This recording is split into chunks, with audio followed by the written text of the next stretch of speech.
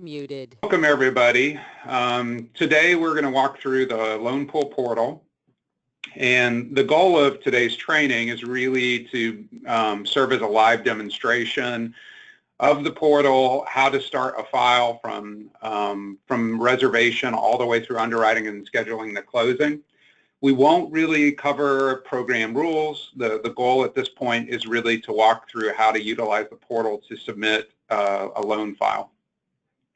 If you have questions, feel free to chat those, and we will try to take breaks. We have Rich Lee also on the line, and he's going to help facilitate answering some of those questions as well. And I'm going to do my best to keep working through the demonstration. If you have questions, feel free to chat them in, and if we don't get them answered or something comes up in the future when you're actually working on your first file, feel free to reach out to us and we'll do our best to walk you through. If you're used to working in any kind of online shopping environment, this is not going to be dramatically different. It won't shock and amaze you. A lot of the features in the portal are pretty similar to any other kind of user interface that has a username and login. So we're going to start from this screen, which is actually the first screen after the login screen. You should all have a username and login. If you're brand new and haven't been set up, you do need to have somebody with your organization contact us to set up a username and login. It doesn't take long to set that up, but you do need a username and login.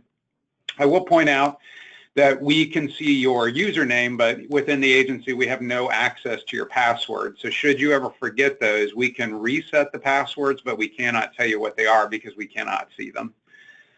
So after you hit the initial screen and you log in, this is the landing page that you'll come into on the portal. If it's your very first time logging into the portal, there is a disclosure form, and there's an updated one that was just re-released. A lot of you may have to re-accept that because it was re-released. You'll have to accept that once, and if that changes, they'll show you the new disclosures. So this is the landing page, and I'm going to point out a couple features here. Up at the top right, you'll see a little person, and you can click on that. This can actually take you back out to the main screen. You can log out from here. I'll just show you. So the main screen, if I click on this, it'll actually show you the business systems you have access to. In this case, this test user is also a user who participates in the foreclosure prevention program. Also, the agency's rehab programs have recently been added into the portal. So if your organization is working with more than one agency program that's in the portal, you'll have to select the system that you're attempting to access. The loan pool portal is the one that those that are working with the self-help loan pool or the community partners loan pool will be accessing. Another feature that I'll point out is up here on the right, you'll see subscriptions. And I'm going to click on that. That's not a newsletter subscription. That is a subscription to the email updates where you will be notified when there are changes to a file. And what you'll see is that there are green and blue highlighted. These are all gobbledygook names here, but what you'll see is that there's some are blue and some are green. The ones that are green means that this user is subscribed to any update. So if the reservation gets approved, the underwriting approval gets issued, they're going to be automatically notified when there's any critical action that goes on with this file. Up at the top, you'll see the program name. In this case, it's CPLP. It could also be SHLP.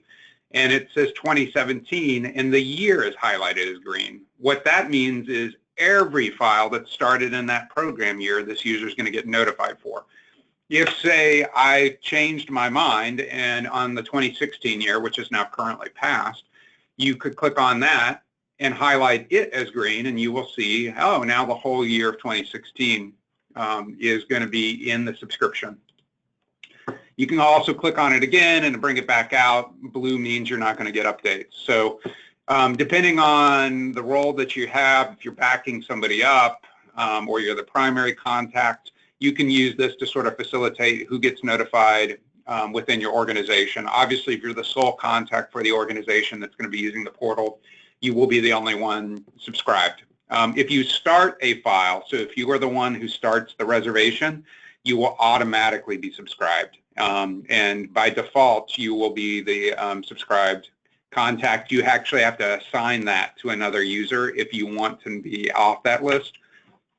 I will show you a little bit later how to assign the primary contact for a file. So say a staff member leaves, you can reassign the primary contact within the portal as well. So now I'm going to go back out to the main landing page, and a couple features I want to point out is we've got the announcements section here.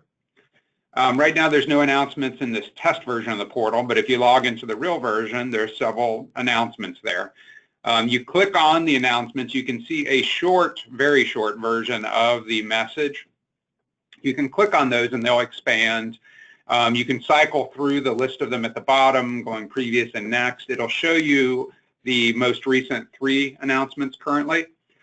Inbox is where you will see the notifications and responses for messages in the portal.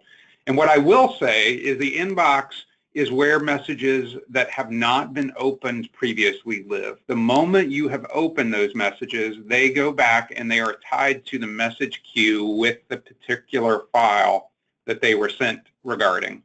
So they will only be here in this generic inbox once, essentially. As soon as you open them, it's going to go back and live with the file. They never disappear from the file, so you can always find them, but they won't show up here as an unread message. If there are multiple people subscribed within your agency, the message system will actually send like multiple announcements for, say, underwriting approval. And so if you read it and one of your coworkers hasn't yet, it won't disappear from their message queue just because you read it on yours. And currently, the important dates feature isn't functional. At some point, we will post trainings and other things here as well. That will be something to watch in the future when we get some enhancements in the system, but currently there's nothing that's going to be queuing there. You need to watch email memos that are sent out about key dates to see what's coming up in terms of training. So I'm going to go up to the very top now, and a couple things I'll point out. One is you'll see there's this briefcase with a 4 over it, and what that means is there are 4 files currently tied to this user that are waiting the user's action to go to the next step. So if that was blank, that means either there are no files at all in process or every file is waiting on an action by the agency. So any number here means it's waiting in your queue for the next business step, essentially. We're going to go over here to units, and I'm going to click on that. And we've got 2 options. I'm going to click on active units first just to show you that feature, but the one that you're going to be using most frequently is new reservation. So under active units, when you click on that, you will see a list of all of the active units that are in process. You can click on this blue button to the left of the unit to open up any of those and carry on. So it's a way to get a larger list of the units. It gives you the ability to log in if you had some questions about those units, where they were at, when they were approved, those kinds of things. You can actually click into the unit at any point. It's another way to reach the units here. You can also, in the search box, type in any part of the key information, the borrower's name, the address, the city, and it'll start to scroll down. Let me show you here again. So any part of it, it'll start to shorten the list to the files that have matching criteria in it. So that's a quick way to sort between the files if you're having trouble finding the one that you are looking for. So now I'm going to click on units, and I'm going to go new reservation. So new reservation, at the very top, you're going to see program. And in this case, the test user that I've set up is tied to the Community Partners Loan Pool program. If you're a self-help loan pool member, then you would see SHLP here. You select the applicable program. Right now, I don't believe we have any users that are working in both programs, but it's feasible. Down the road, maybe that may be a situation, but currently not. Program cycle. So what you'll see is 2017, 2016, 2015. You'll always pick the current year. If you do not have access to the current year for program cycle, it's because there is some key document your organization needs to submit to the agency, and we haven't received that or logged it yet. Once you are set up for the year, it will appear in this drop-down. And an important note is if you are, say it's January of 2018, and you're looking in here to start a reservation, and you still have 2017 in the drop-down, but do not have 2018 yet, do not start the reservation under the previous year. That in our world, in our databases, are like separate planets, and we can't move a unit between one year and the next internally. It also, what happens is the money gets moved out of one program year when that year closes, and there's no ability internally to fund that. So any work that you do in the system, if it's done for a year that's been closed out, is going to be work that you have to redo under the active program year. So just pay attention to that. I'm going to select 2017, and let's see here. Who do we want to do as a user? We'll do. We've got a Homer Simpson there. I'll do Bart Simpson. We'll put him in here. You're going to type in the address.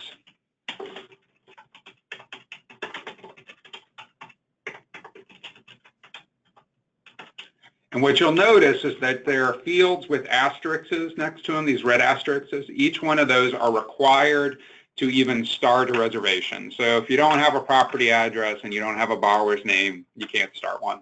There's not a tremendous amount of information that you have to start a reservation, but you do have to have at least that level of information to start. Property county. You can either type in the first letter of the county here or click in the drop-down box and select it.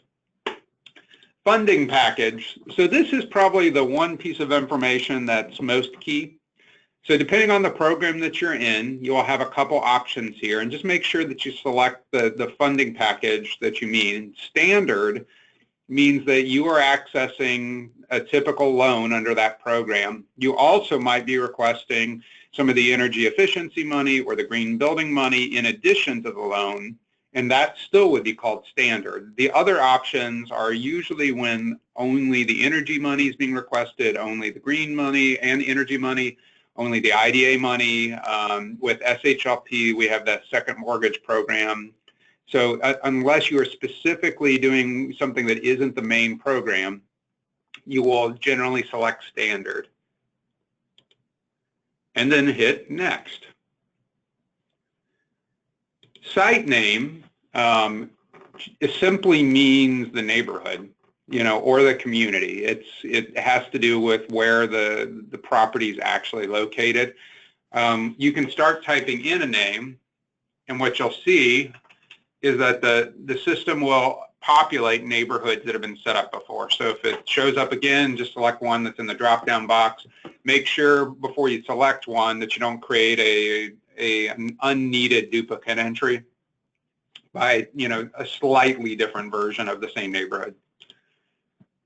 And then loan amount, this is also really key. This is the loan amount you are asking from the agency. So this is not the first mortgage loan amount that the bank might be providing or the funding that might be combined with the Habitat funding. This is the loan from the agency.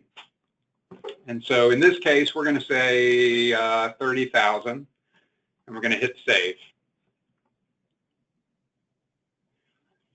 And what you'll see up here on the right is now it has told us this is pending setup.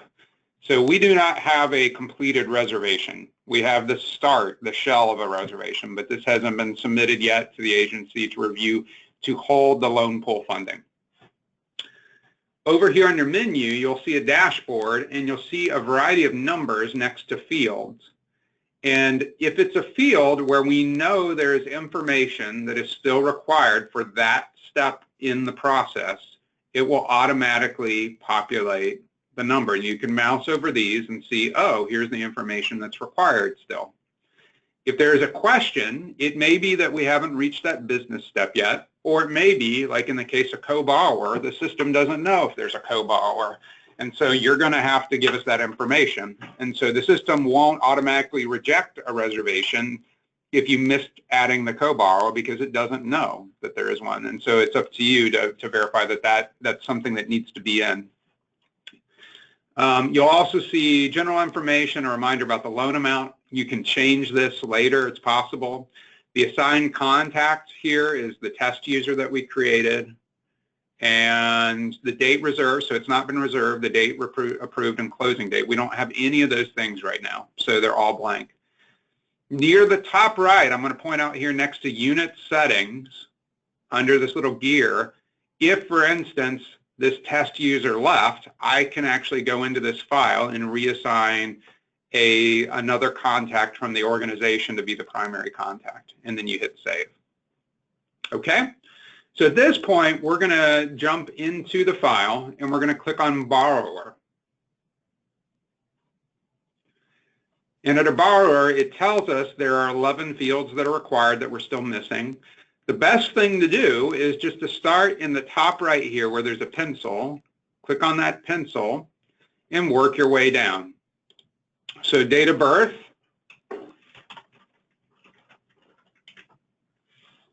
and gender, and I'm going to try to do these as quickly as possible because most of this information is fairly self-explanatory. In this case, we'll say this individual is married. Credit score, we'll say, is a 650, and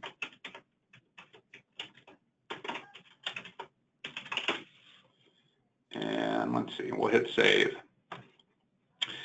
Current mailing address. Now this is this is where you're going to put the mailing address where if a disclosure or some key loan document had to be sent via mail, this is where we're going to mail it.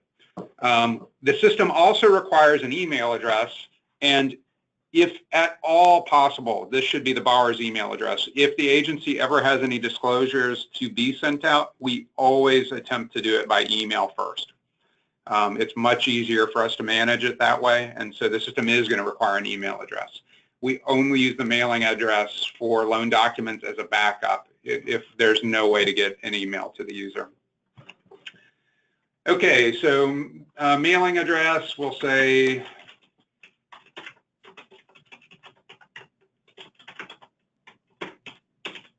is this, and hit save. And as we've gone through those two sections, moving our way down, you'll now notice over here next to borrower, it says there are no issues. We have a check mark. That means that all the critical fields that were in that section have been completed. Now, it doesn't mean they're accurate necessarily. It may be I have a typo in there or I gave incorrect information on the address. And so that may need to be changed. Something I will point out as well is if you're doing the reservation, if you get past the point of getting the reservation approved, the fields in the reservation will be locked. And so if there's information there that needs to be updated, like say there was a typo in the street address for the property, you'll need to message us that, and we can manually change it. Almost all of this information we can manually change on our side, even if it's locked on your side. I did have a question about where do we get the credit score from. So generally, you're getting the credit score from the credit counseling that's being done. So if there is no credit score, you would leave that blank. You can also use the tri-merge from the lender if the lender is willing to share that and the borrower is willing to share that from the lender. And then in a lot of cases, the housing counseling agency will pull a soft hit tri-merge report so that they get a score, at very least a history. Okay, co-borrower. So I'm going to go in here on co-borrower, and I'm going to say there is a co-borrower in this case.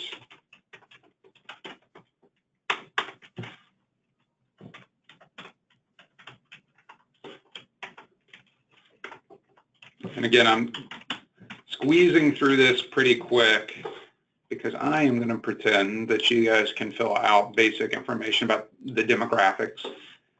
Credit score, email address, relationship to borrower. Now this is a free form field, so in this case we said this is a spouse.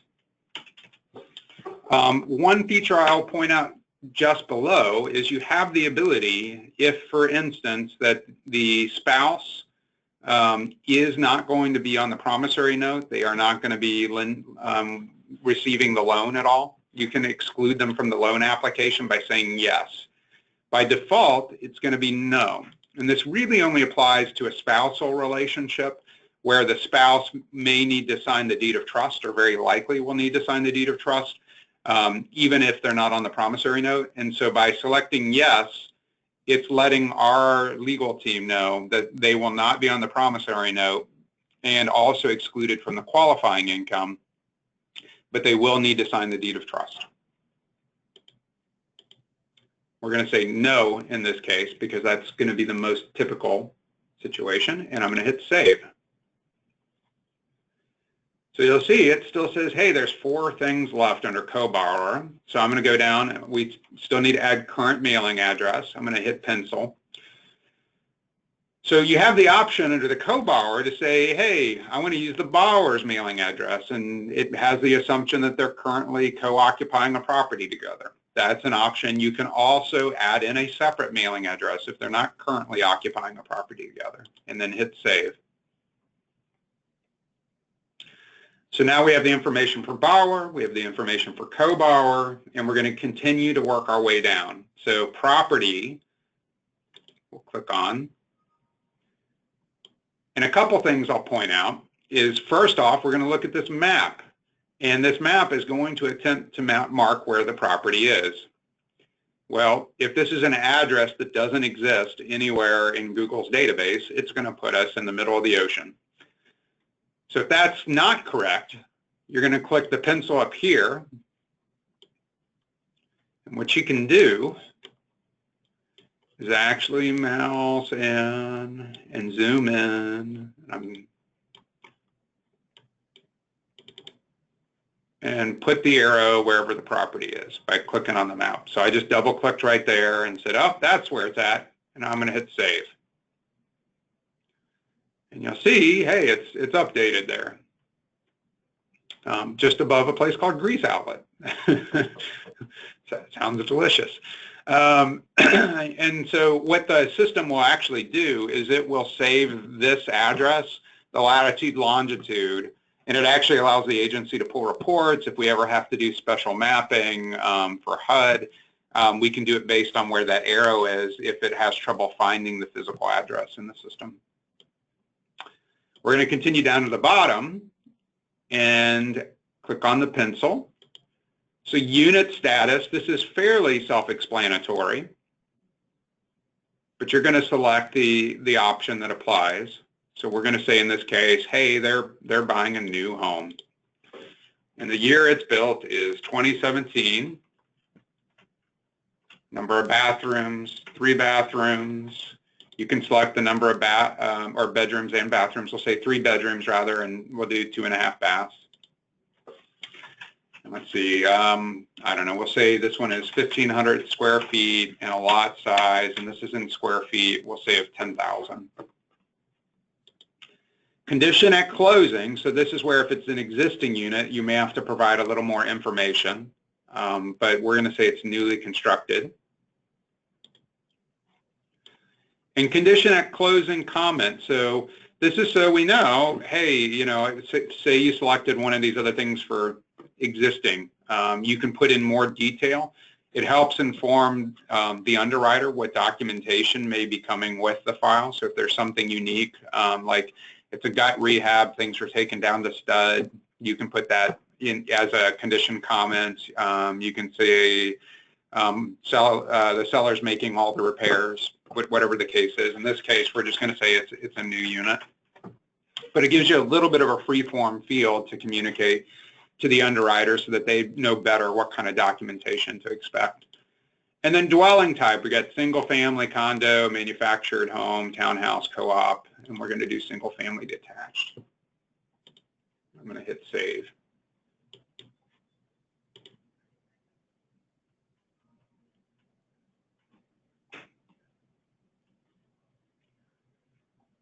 So we're waiting a second for the internet to catch up.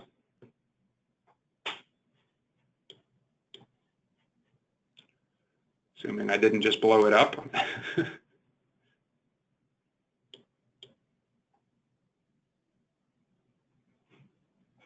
There we go. All right, and now you'll notice under property, we've got no issues. So we're going to continue working our way from the top to the bottom. And now we're going to click on household. And this is mostly demographic information about the household. The names of the household members is actually going to be added under the income section, which I'll show you later. So under household, we're going to click on the pencil, and this is demographic information for HUD. These are their categories that we're directly providing back to HUD. So select the one that applies. Household type. IDA participants, so in the vast majority of the cases, this is going to be no, but if they are saving as part of an individual development account program, you can select yes. From subsidized housing, so this isn't a decision-making criteria for the agency, but this is actually a criteria that HUD requires us to report out to, and this is based on the disclosure of the borrower. So they self-disclose, and we move on with whatever they disclose. First-time homebuyer, so neither of the programs are first-time homebuyer programs, but this is also a field that HUD requires us to report on. So we're going to say no in this case. Had a household disabled? No. Had a household veteran? No. In conflict of interest, is this borrower or the co-borrower in some way, or one of their immediate family members, an employee of your organization? And you can select yes if that's true, and we're going to ask for an explanation. Mostly what we're looking at is to document that A, the borrower went through the same process any other borrower coming through your program would go through, and B, that they have no authority over the Community Partners Loan Pool or the Self-Help Loan Pool program, that they do not have any direct authority over the approvals, the submission, and in a lot of cases we're dealing with organizations that have large staff, like say a county or a city, and it may be an entirely unrelated department. In the vast majority of cases, this is going to be no, and we're going to hit save. And you'll see we still have 3 items to answer. So we're going to click over here under Home, and we're going to add the anticipated closing date. And you'll see there's a note, you are not reserving a closing date at this point, only providing an estimate. So that's really key. We are only providing an estimate here. You can either select on the calendar, or you can actually type in the date if it was going into the month of June, for instance. Or the month of May. I said June. We can make it June. Repairs required before resale. So in this case, we said it's a new unit, but if it is an existing unit and it's being bought, there may be repairs required before it can be sold. I'm going to say no. Energy green standard. So this is about whether or not this property has been certified and to what program it has been certified. If you are also requesting the fee for system vision or green building from the agency, you have to do that under the funding screen, and I'll show you where. In this case, we'll pretend that it's currently participating in the System Vision New Home Slab program. We already have the site from the earlier information, so the builder, we'll say, is Big Builder, electric. If you click on this, there's a drop-down of the electric utilities and the co-ops that are in North Carolina. Select the one that's applicable. You only have to provide the electric, but we asked for the others. This actually helps on reporting for us, but it's something that you have the ability, if you only know the electric, that'll get you through. Under water, we're just asking, is it publicly owned or well water? And the same with sewer. So essentially, is it a private septic system or publicly owned sewer? We're going to hit save. And you'll see now we've got no issues under household. And we can continue on to the environmental review. And again, we're going to go up and click on the pencil. And the very first question is probably the question in the whole process that's going to take you the most time.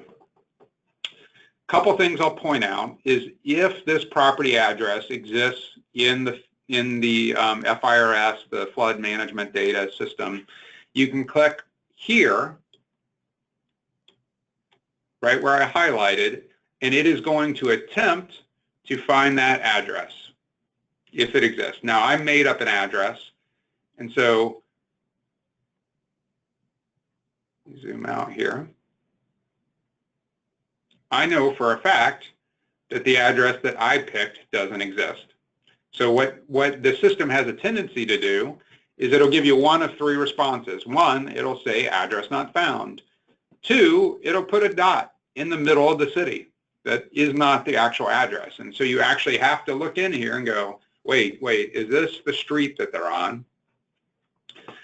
Or three, it will actually be the address, which is great. And then in which case, it's really easy. I'm going to zoom out a little bit, and I've got a couple different options here. Let's say they didn't find my address in here in the flood map. And some things I'll point out real quick too is here in the center you can see here is an example of what the flood zones will show up as on the map. So, you know, if it's clear over top of the lot, it's not, there are no flood plains or flood zones near the property. Some things you can do if you can't find the address or it was not found correctly, my best recommendation is to go into Google Maps or some other mapping service that you like to use and say, you know, an address or an intersection near the property. So I'm going to say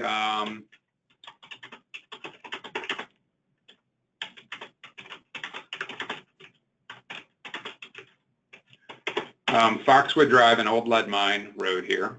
And so it gives me an intersection here. And I know, for instance, that this may be near where my actual address is. We'll say my actual address is down here, but say the system doesn't have this address. What I will do after I've gotten a map where I'm relatively close to my physical address that I need is I'll zoom in and I'm going to go find a nearby building.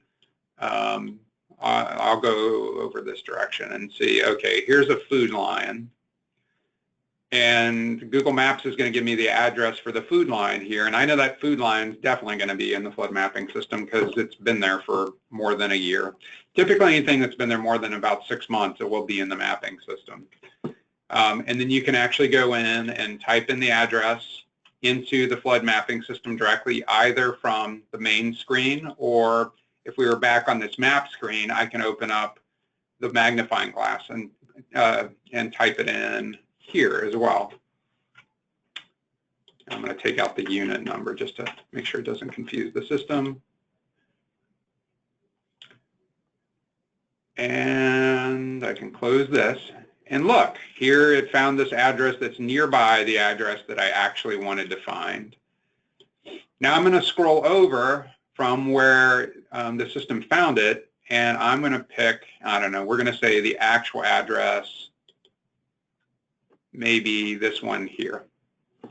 So we'll make it this property to make it simple. So we'll say that's the property I meant to get. The system didn't have it in it. Now I've clicked and put the little yellow arrow over where the home is. I can now zoom in, and basically you want to try to get it centered on your screen. You want to get the whole boundary of the property. And in this case, there's not a floodplain. What you can do now is one of two things. I'm going to show you two approaches to produce the map. One is you can open up the snipping tool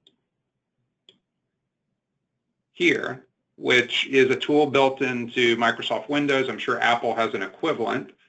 And you can actually come in, highlight the whole area with the legend open and the location open and the dot marking it. And I've just now created a physical picture that is a map, and I can go in the snipping tool and say save as, and say this is 1234 Foxwood Drive, Raleigh, and hit save. So right there, I've got a map, and that works because the property is marked, it shows the boundaries, it's in color, it shows the legend. The other option is I can come over here into Map Export, You don't change any of the options, leave it current view, and you're just going to hit print. And while that's not immediately intuitive, print isn't going to send it to the printer. It's going to produce a PDF map for you. And you're going to go in and name it and hit save.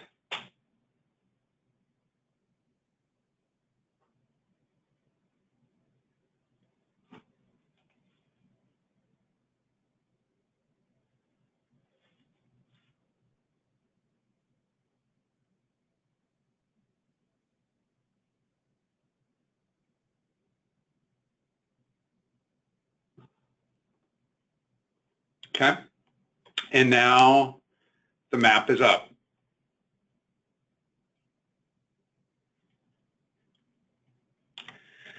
So now what I can do is come in and right click, and I'm going to hit save as, and I'm going to save it somewhere where I can find this map. In this case, I may put it on my desktop and hit save. And what you'll notice is there's a red dot here that marked the property location. If the property was not clear, or if for some reason there was a floodplain encroaching on the property, you will have to come in and mark the boundary of the property on the map very clearly. Couple ways to do that. I'm going to close these maps. One is to go and find the map that you just saved. So I'm going to minimize that. And I'm just going over to my computer, and I'm opening that PDF file that I saved. And here's that map. Something you can do in the map without having to print this in color and scan it and mark by hand where the platting is, which is an option. But an easier way to do it is you can click on Tools, or you can go under View in Tools. And what you can see is it gives the option under Comment, hit Open. When I click under the comment section, it opens up a bunch of tools. And there's a couple things. This is just the basic version of Adobe. This is the free version. But in this case, I'm opening up the pencil right here, the right red pencil. And I can actually come in and draw in the property boundary. And then after I've drawn it in, I can come in and hit save. And it's going to ask me again. I'm going to hit save. And yes, I want to replace it because now it's got the marking on it. And just like that, I've now made it really clear where the property boundary is. Okay, if it does have a floodplain encroaching, we may ask for some platting maps, flood cert, some other things. We cannot accept a flood cert in lieu of this color map, though. This color map does have to be produced for HUD. Flood certs are great. They just don't take the place of what we need for HUD. So now I'm going to close that. I'm going to get back in to the environmental review section of that same file, and I've got my map now. So now I can answer the question, is the property located in a special flood area? In this case, I can say no. If I said yes, it's going to continue to ask me, does it participate in the National Flood Insurance Program, and will the home buyer be required to obtain and maintain flood insurance? If you say no, and he's not going to have flood insurance, he or she's not going to have flood insurance, and it is in a special hazard area, then we can't do the file. So I'm going to come back up and I'm going to say, hey, no, it's not in a floodplain, and that squishes that down.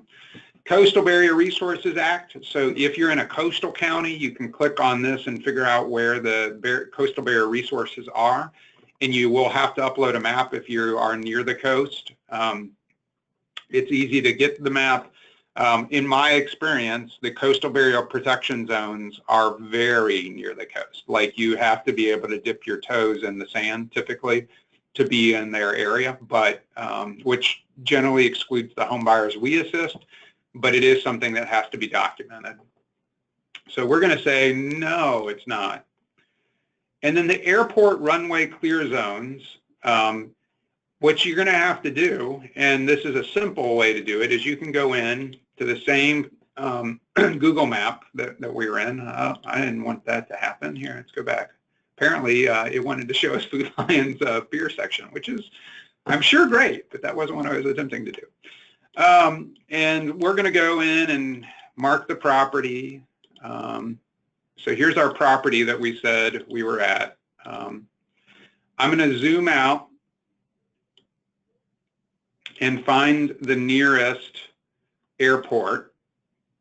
And you can search. So in this case, the airport is the Raleigh-Durham International Airport.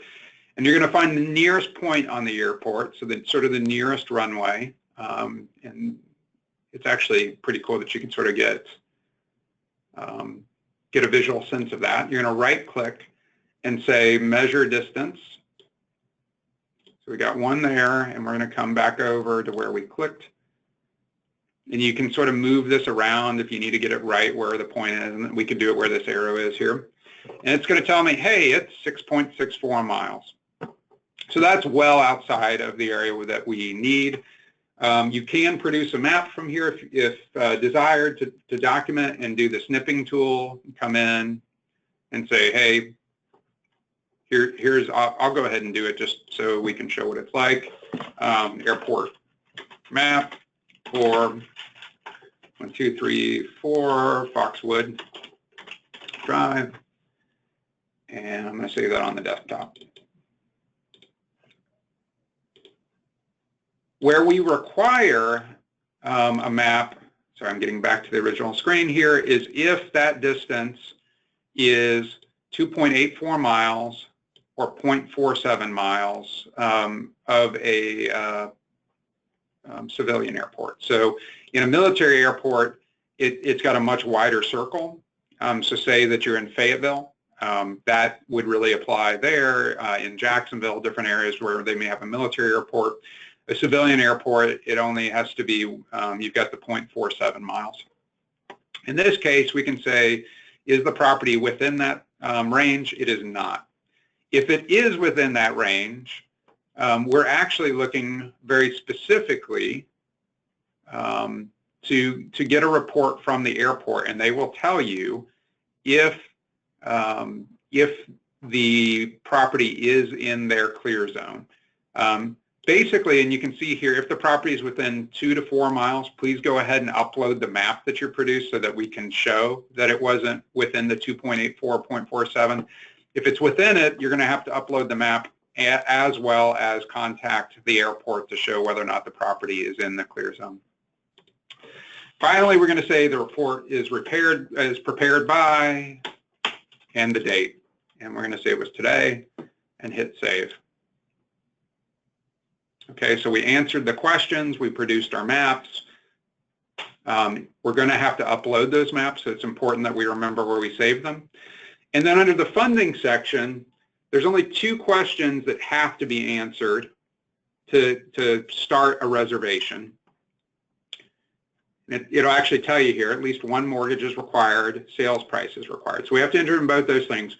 If I wanted to, down here at the actions, I could hit submit reservation, and it's actually going to come back and say, hey, here are the things you haven't done for this step in the process.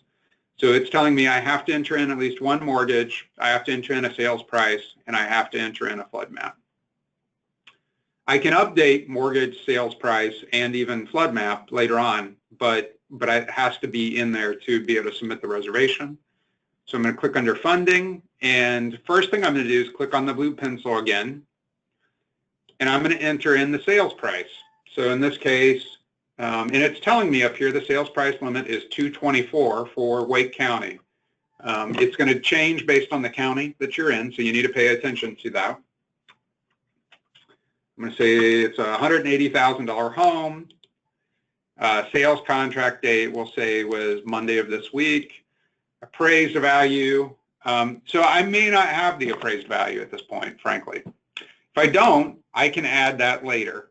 If the appraisal's already been done, you can go ahead and enter it. I'm going to go ahead and say we don't know. So I'm just going to hit save. I knew what the sales price was. I knew what the contract date was. And I got that done.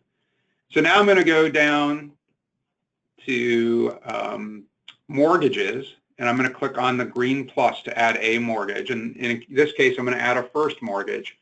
If you're a Habitat, you'll be adding the Habitat loan here.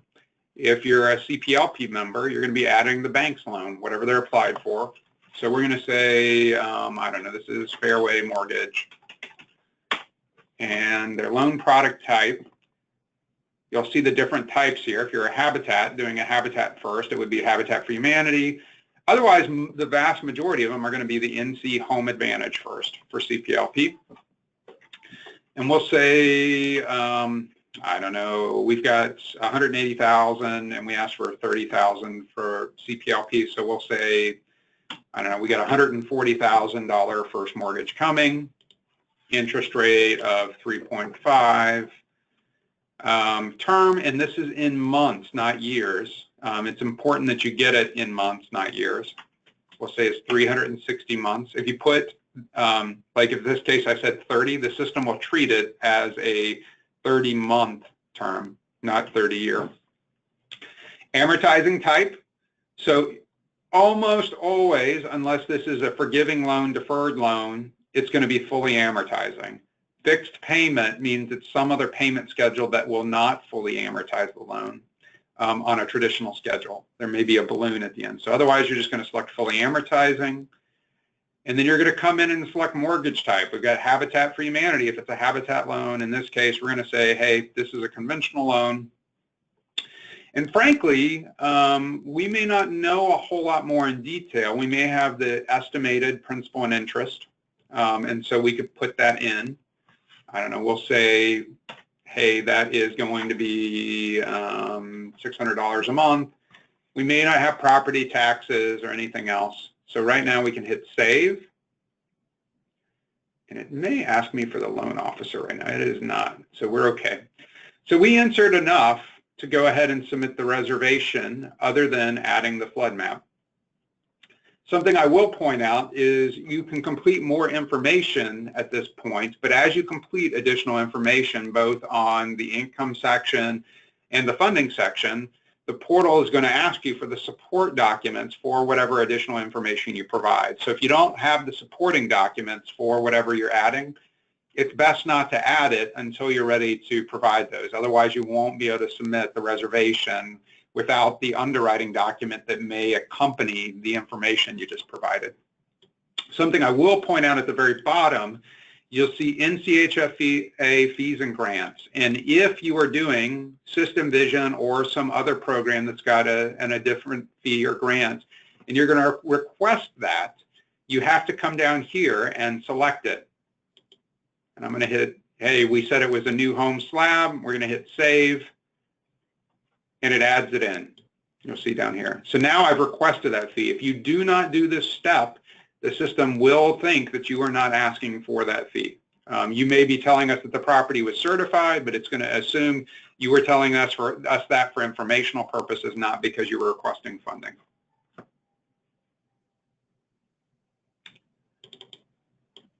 Okay. So now I'm going to click on Documents. And under Flood Map is the first one. You'll see it's required. It also has optional for the airport clear zone, which we can upload, and the coastal barrier map. I'm going to click on Flood Map, and let's see, there's pictures of my kids. And in this case, we'll just upload this airport map that we did a couple times just to keep it simple.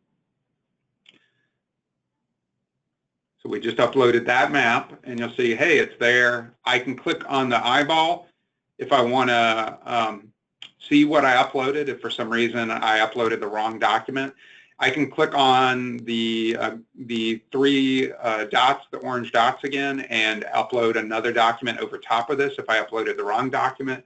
And you can actually drag and drop a document into any of these slots. So if you've got it open in a folder on your computer, you can drag it over and it'll automatically upload. Just let go of it over the box.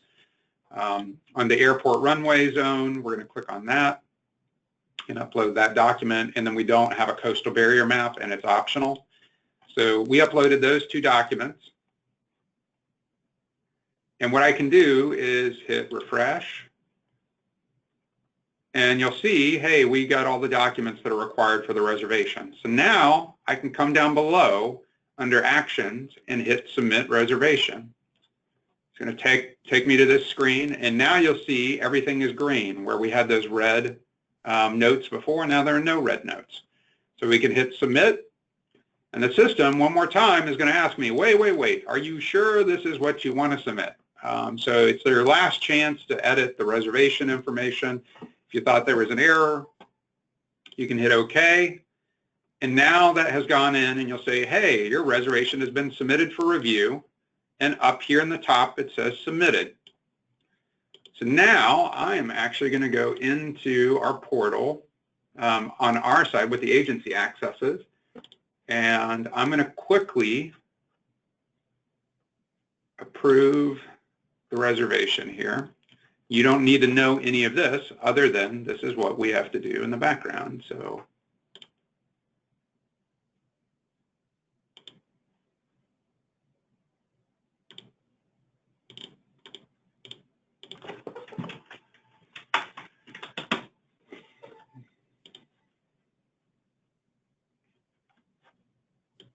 I'll move it over here. And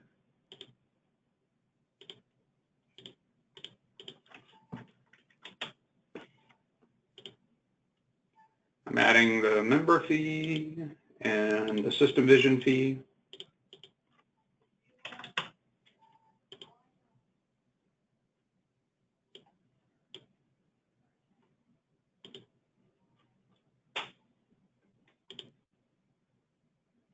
All right. So what I did on my side is I went ahead and I just approved that reservation.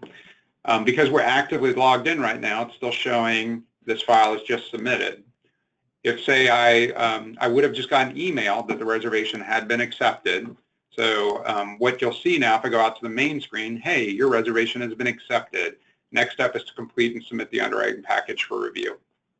I can click on any of these messages in Inbox, and they will take me to the file that they're related to.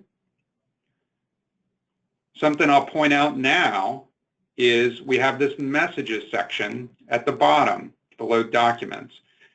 So like I mentioned before, that inbox, if I went back out, it says, hey, there's no unread messages right now.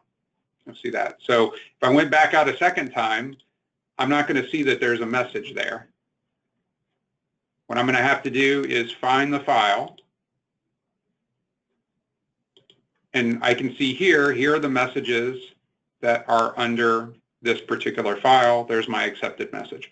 If I needed to ask a question or ask for some information to be changed that is locked in the system, you can hit this green plus and say something, I don't know, my caps lock is on. Do I need a separation agreement?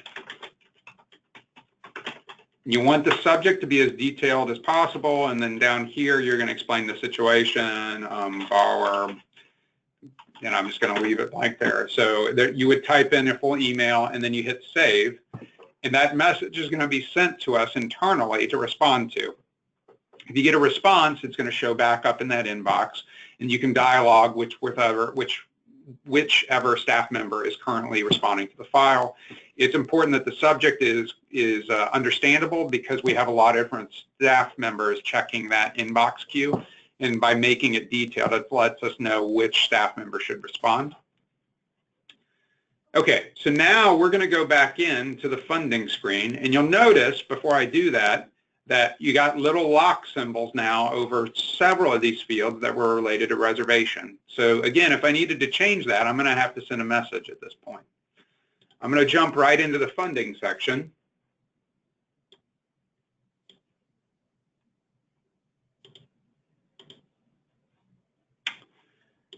And this is where I can now go into the mortgage and say, I know more now. Now I know what the property tax amount should be, and this says monthly. You'll see at the top when you mouse over. So we'll say, I don't know, $80 a month. Homeowners insurance is $60.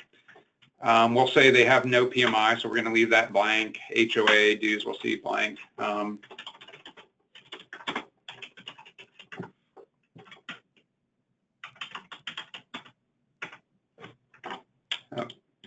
more number than I need.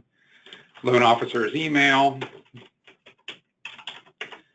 And additional notes. So like if this was a deferred or forgiving loan, you can type in the terms of the deferment. In this case, there isn't anything. We'll just say it's a North Carolina home ad loan. You don't have to type anything if it's standard. If it's deferred or forgiving, you do have to provide some explanation in terms of what the terms are. Now you'll see, hey, appraised value is required. So up here in the blue pencil that we clicked on before, I'm also going to pretend that now we have the appraisal. We've got the closing costs, the prepaid items, at least what we've been told they are at this point. So we'll say appraisal is $185,000, closing cost is I don't know, $3,000, prepaids, which are prepaid insurance taxes, those kinds of things. We'll say is another $1,200, and we're going to say save. And what you'll notice here under the unit financing summary is it's going to start calculating things like loan to value, total cost to the borrower. It's going to show you all the loans that are available and funds needed at closing. So in this case, it's saying we need $14,200. We're going to add some other funding here. So if it is a repaid mortgage, or it's a deferred mortgage, anything with a loan document, it always goes under mortgages. Grants, cash assistance, borrower contributions go under other funding. So let's say there is another mortgage and it's going to be in third position, and say it's the city of city. It's some city program and it's another loan, its other loan type, loan product is city DPA program. And we'll say they're giving them $4,000. It's 0% interest, and the term is 360. And under amortization type, we'll say, hey, this is a deferred and forgiving loan. So we'll say deferred, mortgage type is other. There isn't a P&I amount. We're going to leave all of these things blank. Loan officer would be the contact of this program.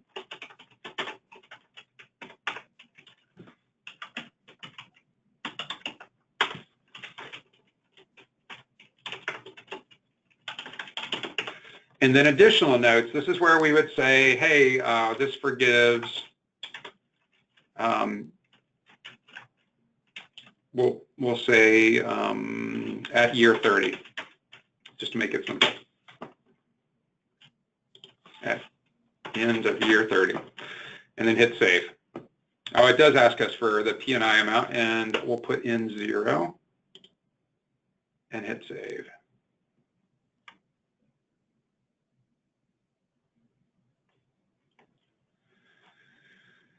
The CPLP loan amount, we're going to come in and it is in second position.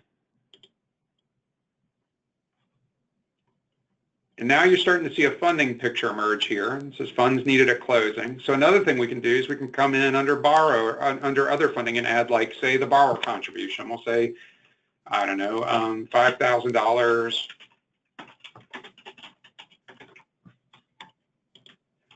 And we're going to say this is private funds, and it's their earnest deposit.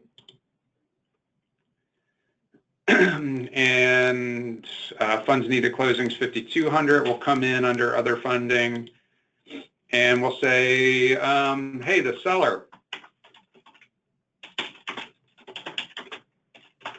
is going to pay some of the costs. So we're going to come in, and that's also private funds. This is also where you could add other sources. There could be cash gifts from somebody else, any other source of funding that is not going to be on a loan. And that's going to show up. And now you're going to see, oh, hey, here's the breakdown, the summary. It's saying $200 needed at closing, total funding, total cost. And so we know the borrower in this case is going to have to bring $200 to closing. But that's the basics for the unit financing screen. You're going to see here no issues. We're going to click on income now. And I'm going to pause for a second. Are there any questions for anybody up until this point? I'm going to check the chat. If you have any, feel free to chat them in.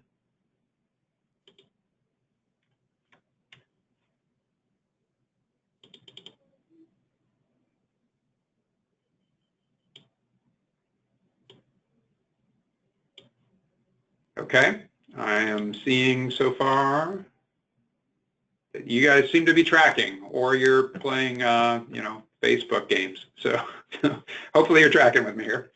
So now under household members, you'll see we've got our borrower and our co-borrower. Here in the top right, you've got a plus symbol, and at this point, you want to add all household members.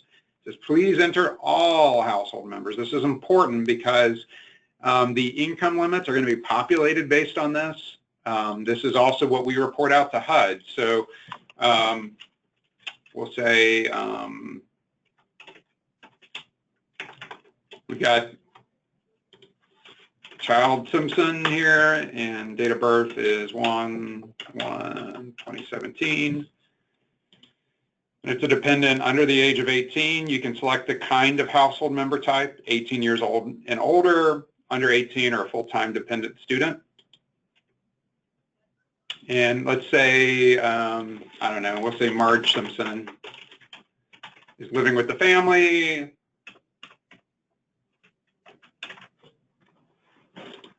So she'll be a dependent 18 years old or older. I'm going to hit save. So now we have 4 household members. You'll see down here under household income, it tells us what the income limit is for the number of household members we've provided. Okay? So now what we want to do is we want to add in all the sources of income that are going to apply to this household. So you're going to click on the green dollar symbol and select income type. So you've got options here for retirement income, SSI, you've got child support, foster care. In this case, we're going to say wages and earned income. What you're going to have happen probably the vast majority of the time, unless somebody is on like scheduled salary pay, is that their pay is going to vary, and they may have overtime, they may have bonus pay, they may have hours that change. So we're going to select year to date in those cases.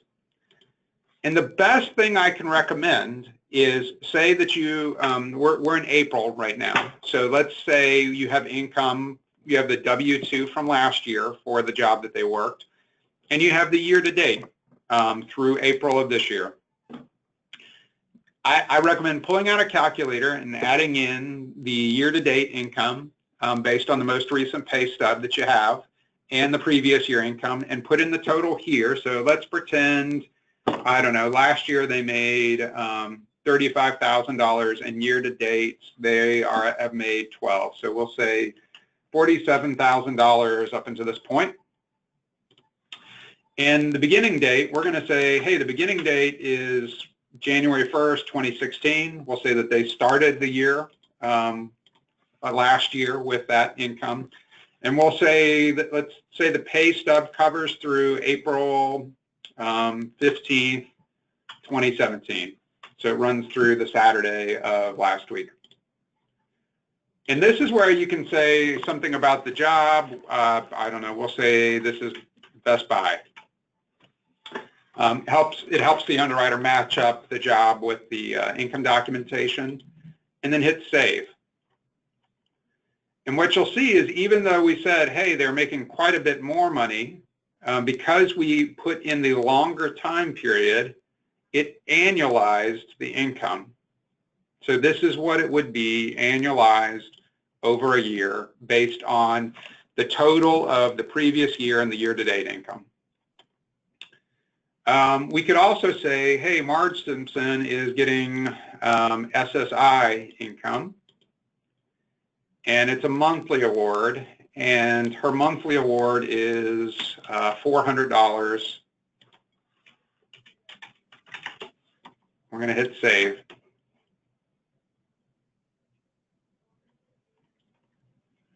And what you'll notice after we add that source of income is, A, it gets added to the annual household income, and B, it does not get added to the qualifying income that it's going to be used to calculate the ratios. So it won't impact whether they can afford the home, but it will impact whether they are under the income limit for HUD. And so you can add in the income sources that apply. We don't have to count income for children under 18. The system will automatically exclude it if you try to enter that in. But there's no need to enter that in. We're going to leave just those 2 income sources for simplicity today, but you would add in all of them that apply. And I'm going to pause for a second. A question came up. So somebody asked about manuals.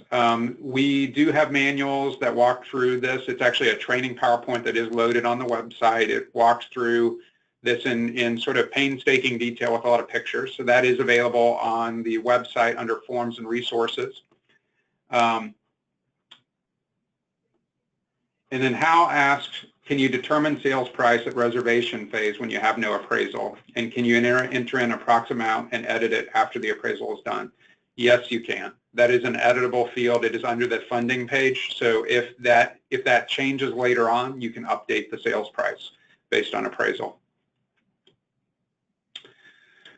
Okay, so now under the analysis screen, you'll see it asks for cash reserve after closing. There's nothing to click on this part of the page except for this blue pencil up near the top. So I'm going to click on that, and it's going to ask me current monthly rent.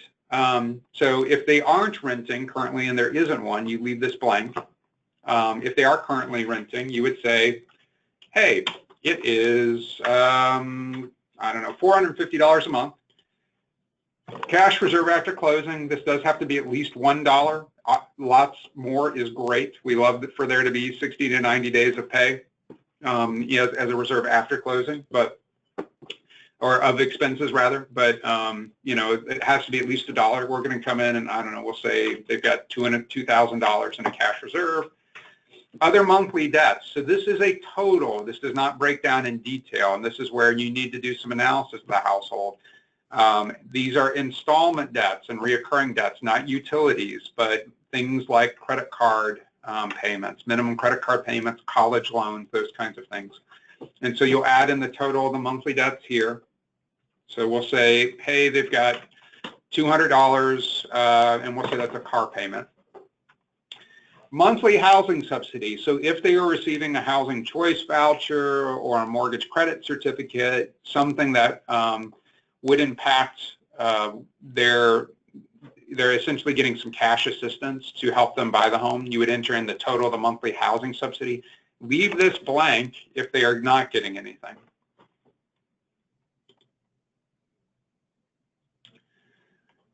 Okay, so now that we've provided that information, you'll see, okay, it's telling us what the amount entered was. It will tell me what the amount calculated was. So this is what the system said. Based on the 3.5 rate that you gave me in the term, we show that being 628.66. So the system on the mortgage will attempt to show you what a calculated rate is based on what you've entered in. I'm going to leave it at $600 for simplicity, but you can actually go back in and edit that if you get an updated calculation from a loan officer or from your own calculations. If you're a Habitat, you can update that amount. CPLP repayment in this case is 0. If you're working with SHLP, you need to keep in mind that it will show you the SHLP repayment amount, and the first repayment amount or the amount entered needs to be the part that the Habitat is amortizing, not the agency. The agency, a portion will be automatically entered in. Property taxes, in this case, we got 80, 60. We continue down. So it's going to tell me what the total mortgage payment is, the qualifying income based on what we entered in on the income section. And here it's calculating the ratios, and it's going to give me green, yellow, red based on whether or not it is clearly in program guidelines, it is on the edge of program guidelines, or is well over program guidelines.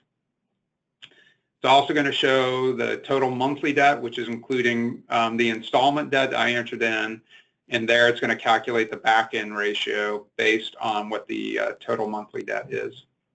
And down below it shows me again, here's the current monthly rent and cash reserve after closing. So we don't have any other issues here. This section is important because the underwriter looks at this. This has a lot to do with underwriting approval. Now I'm going to click on education. And under education, this is where you're going to enter in the education hours, who provided it, who provided the housing counseling hours as well. So we don't always, I mean, it could be the same person that's the counselor and the educator. It may be that you're working with a separate agency that's providing the class, or they're doing online education. We're going to say, in this case, hey, they completed 6 hours of online education, so we'll say it's eHome Express, and they completed it Monday. And then counseling, let's say they're working with a counselor internal, and we'll say it's the happy counselor that's on your staff.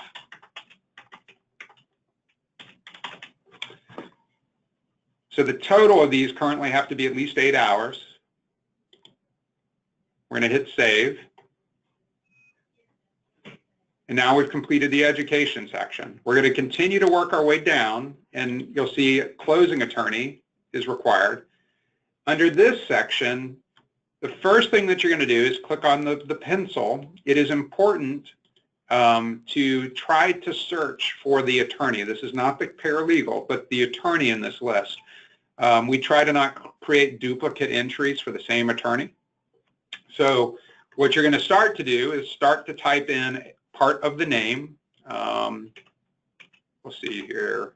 Okay, so I started to type in Steve, and we can find one of these attorneys. Well, I don't know, we'll say Steve Medlin here, and it's going to populate automatically the attorney's information. If, for instance, there was not the right attorney anywhere in the list, you would click not in the list, and you do have to provide all of this information to set them up. Okay?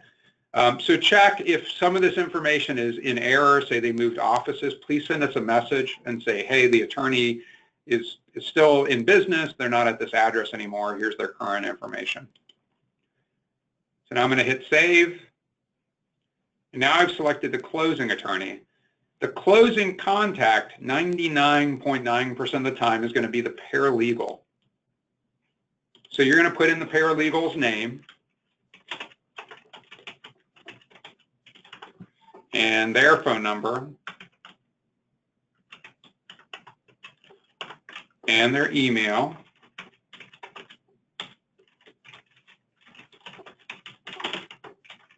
and the organization, which in this case is going to be the attorney's office.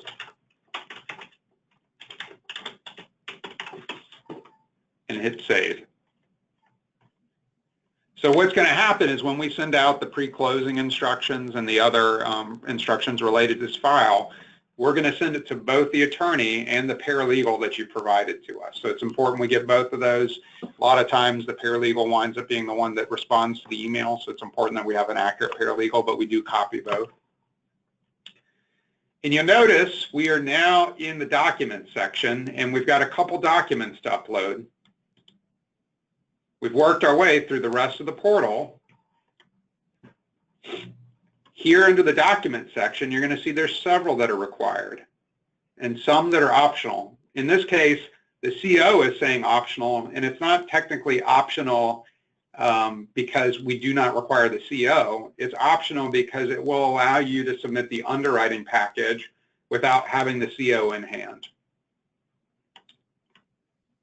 So in some of these cases, if something is made optional, it could be because it's required later. The CO is the primary example of that.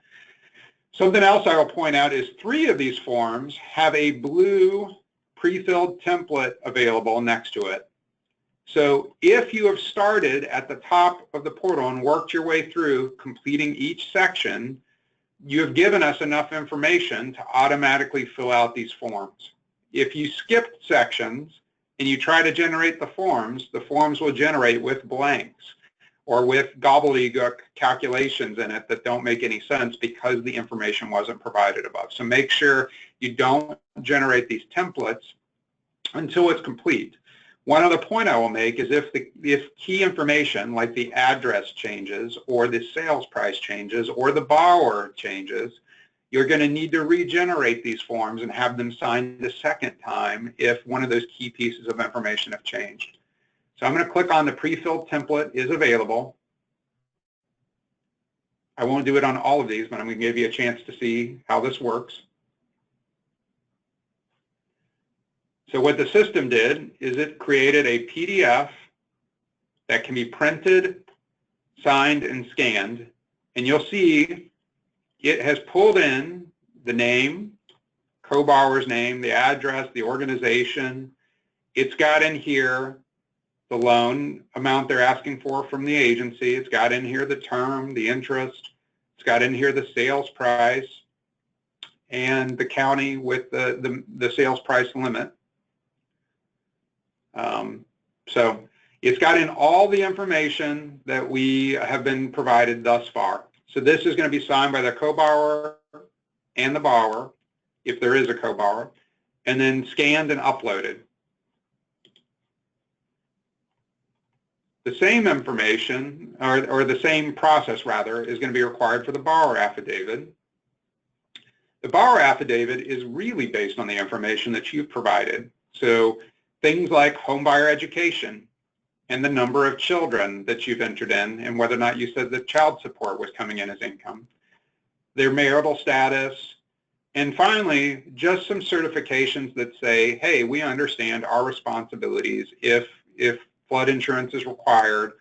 And essentially, we're stating that by moving forward with this, we agree that the property met the condition that we wanted it into to move forward and purchase it. And it's essentially a protection to both your organization and the agency to say the borrower was satisfied. The last form that can be generated is this addendum to sales contract. And this is one particularly if the sales price or the appraised value changed has to be regenerated because it is pulling in both of those numbers. In this case, the borrower is already entered in. We do not collect the seller information currently. There may be a day when we collect that in the portal, but it's not collected, so that's going to have to be written in. The buyer signs, as well as the co-buyer, and then the seller signs saying they accept. And essentially what this document is saying is that the buyer and the seller recognize, A, that we're not providing them any relocation benefits, that this is a voluntary transaction, and that this is what the value of the property is. When you use federal funds to assist in the purchase of a property, and this really goes back to eminent domain abuse, one of the things that it is required is that the seller has to be aware of the fair market value of the property. There is no guarantee that the sales price can be renegotiated based on fair market value. We do not require that. All that is required is that they are informed and that they are moving forward in the transaction voluntarily. They can choose to break contract if they disagree, and that is entirely at their discretion.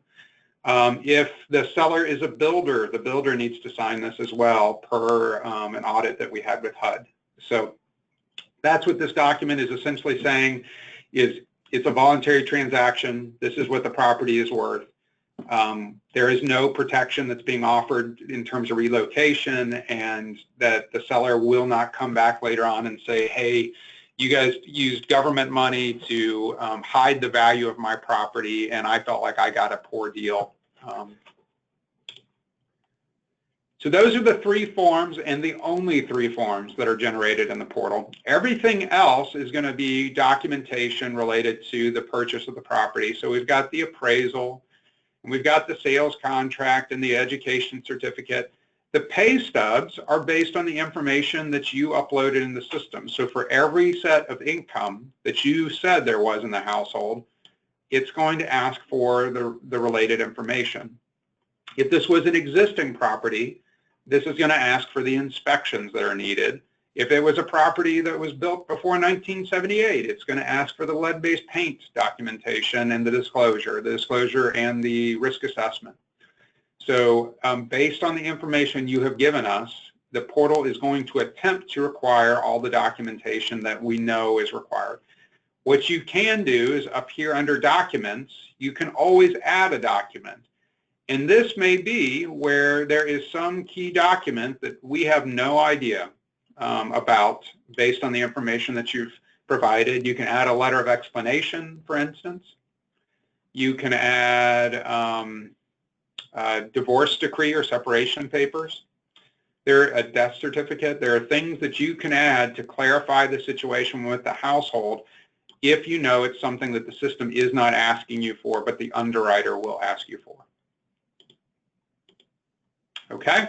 So now all we're going to do is we're going to upload, and in this case, I'm just going to upload the same basic document instead of going out and uploading a bunch of different documents. I'm going to upload the airport map a couple times. Don't do this in real life because you will drive the underwriter crazy. So we're going to upload this document to each of the slots. And as I mentioned before, if you upload the wrong document, you can always drag and drop or re-upload the correct document right over top of it, and it'll replace it. We'll say in this case we've got the CO already. You may not have it, and it may be something that's asked for as a closing contingency.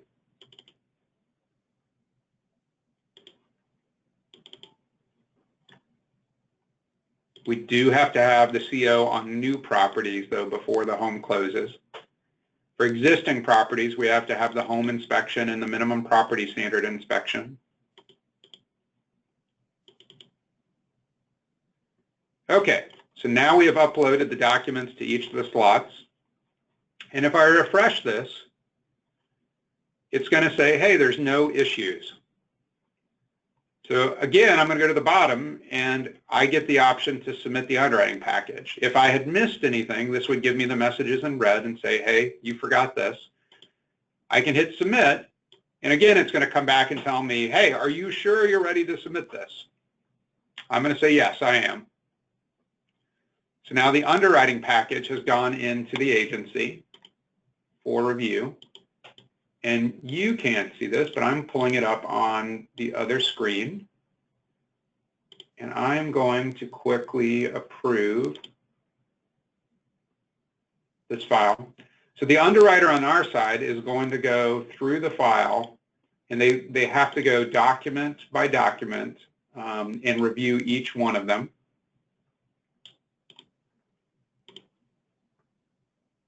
One thing I will show you that's pretty cool. So on my side, I'm pretending I'm an underwriter and I'm approving these documents. If I click on the Documents tab now,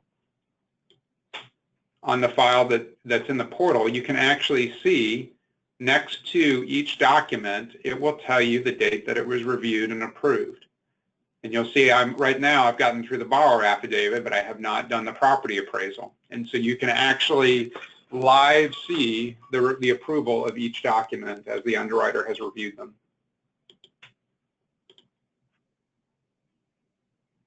So I'm continuing to work my way down.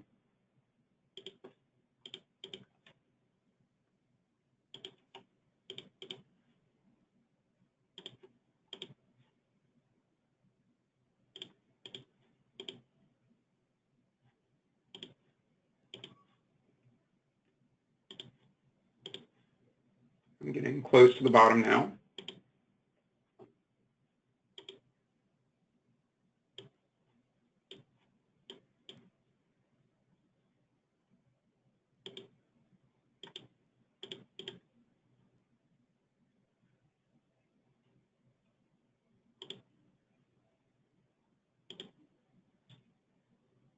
Sorry, here I'm going through a couple steps internal where that are required for the process. This is a SHLP file, and this is the point where I would send out the good faith estimate.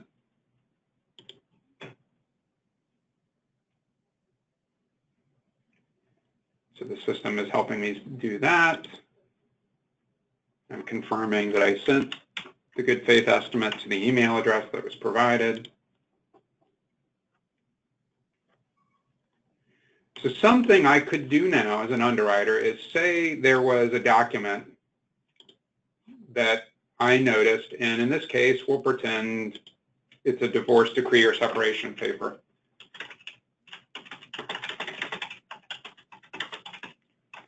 So the underwriter is going to create a document slot on their side, and what they can do is they are going to return the underwriting package and send you a message.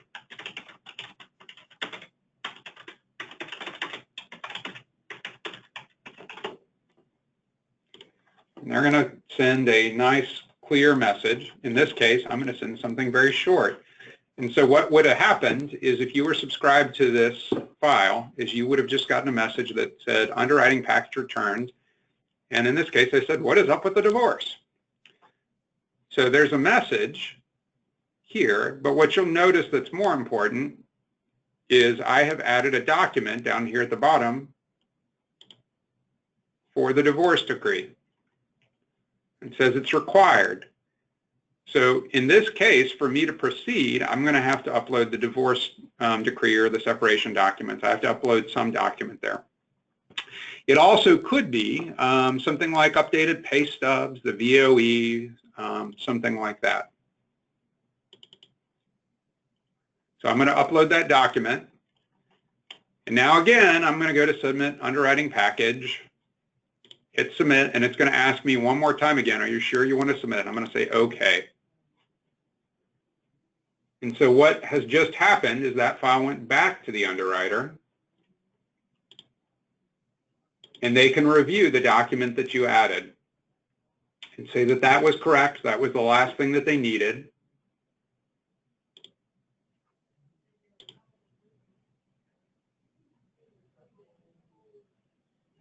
So I'm going to pretend that I am approving the file today.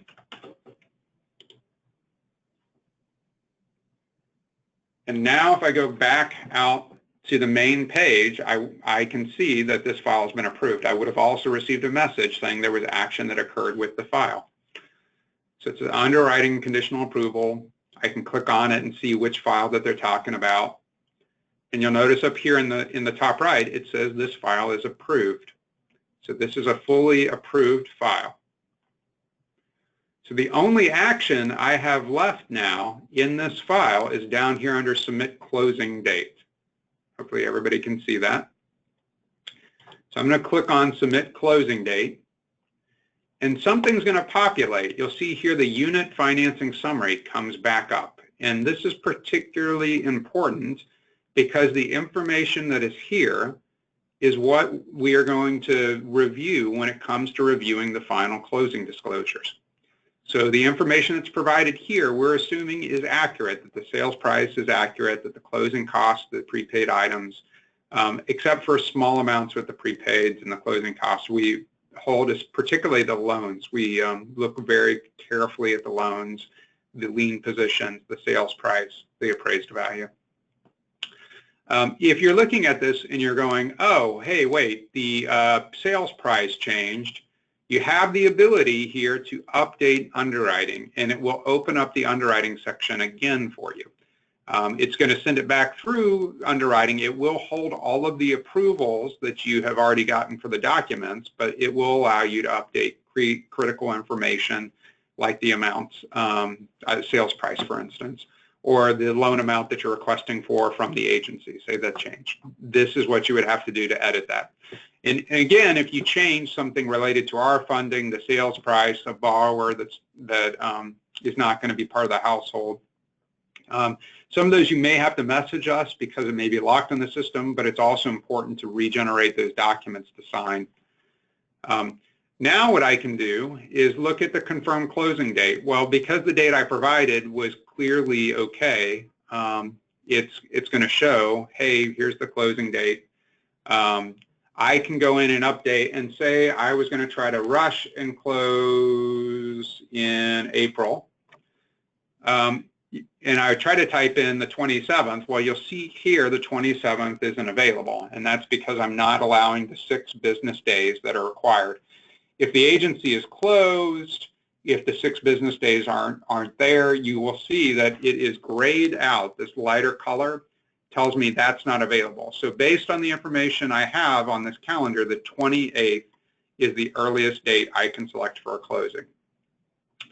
So let's say I've talked to the first mortgage lender or the closing attorney, the 28th is available. I can go here in the system, select the 28th, and hit submit.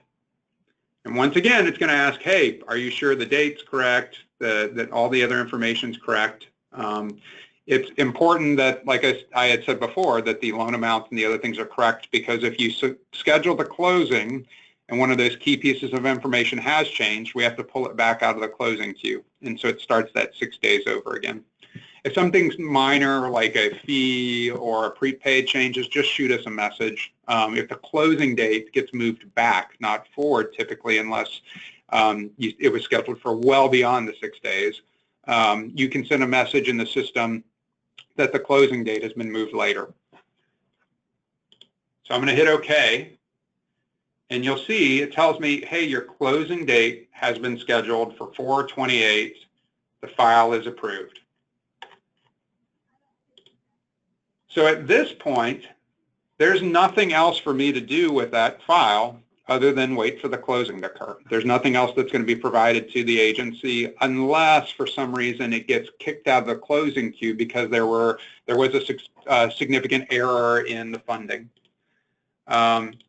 Something else I will show you is afterwards, and we'll pull up this sort of gobbledygook file here. If you have a loan that's already closed, and you'll see here's loan status.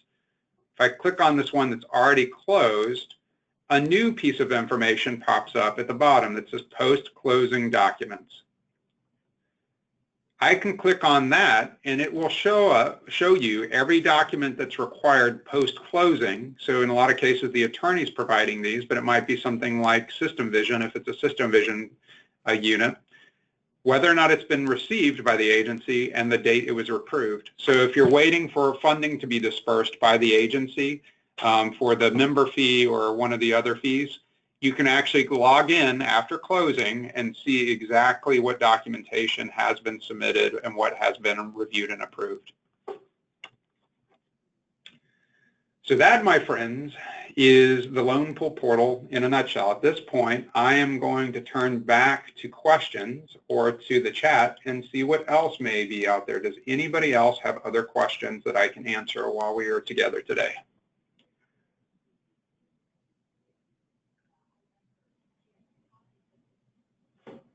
And feel free, I'm going to look and see if anybody has raised their hand and wants to ask via phone too.